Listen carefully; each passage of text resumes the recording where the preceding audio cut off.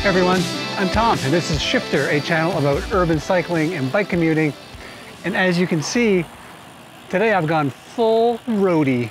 I've got my Lycra on so that I'm not slowed down by the tyranny of air. And I've got my fast bike. It's got light components and it's geared to go quickly. And I admit there is a certain thrill to riding a bike fast like this. I found over the years when you're riding a bike for transportation purposes in an urban environment, riding like I am right now can make a lot more sense. And the big difference is speed. I'm riding slowly. But strangely, it's actually hard to ride slow on bikes in some cases. And that's because almost the entire bike industry here is geared towards making you go fast. The industry remains focused on athletics and biking for sport. That has led to some amazing technological breakthroughs that have benefited all cyclists. But I'd say that same technology sometimes impairs your ability to ride slowly and comfortably.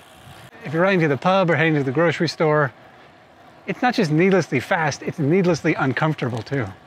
And so a while back, I asked the Shifter community for some ideas. And so here then are some tips for relearning how to ride your bike slowly. Tip number one for riding slowly is to haul stuff.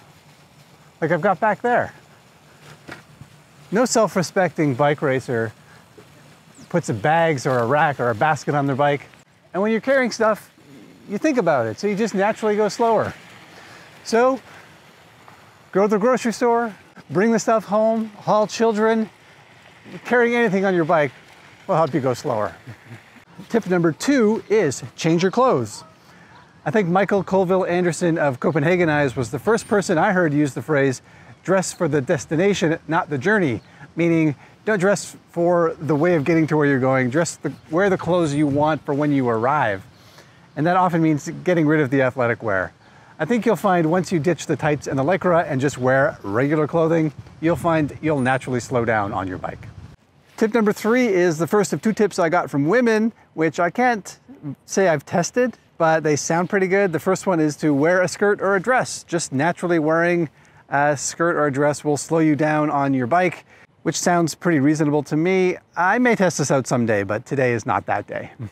Tip number four came from Lindsay, the great blogger behind This Mom Bikes, which you should totally follow because she does great work. Her tip for slowing down was to get pregnant. She said when she was pregnant, her belly got so big she could no longer reach the drops on her road bike handlebars. She couldn't get down low enough, and so she was sort of forced to ride slowly, and she says she's never looked back and she's happier for it. The fifth tip for slowing down while riding is to get old. You just slow down when you get older. Tip number six is to go for a ride with a friend and chat. Or maybe in my case, talk at a camera. Either way, talking, especially if you're in a great conversation, does mean you'll slow down and enjoy the ride in a much different way than if you're out speedy riding with your friends. Tip number seven, and I personally think this is the most important one, at least it is for me anyway, and that is to ride a slow bike. I mean, technically, if you want to ride slow, you just pedal more slowly, right? But I find when I'm on a fast bike, it's almost impossible. The bike is built for speed. You're down in a low aggressive position. The bike is light. The gearing is such that you just go fast. It's just like, you know, those bikes hum beneath your fingers. They feel amazing, but it's really hard to go slow on them. So what I like to do is ride a slow bike. This is a slow bike. It's got an upright body position, these swept back handlebars. Just keep my head up, which means I seem to look around and enjoy the ride more. It's only got 3 speeds, so I find it fast enough, but doesn't get me going too fast, and it makes a huge difference in my ride.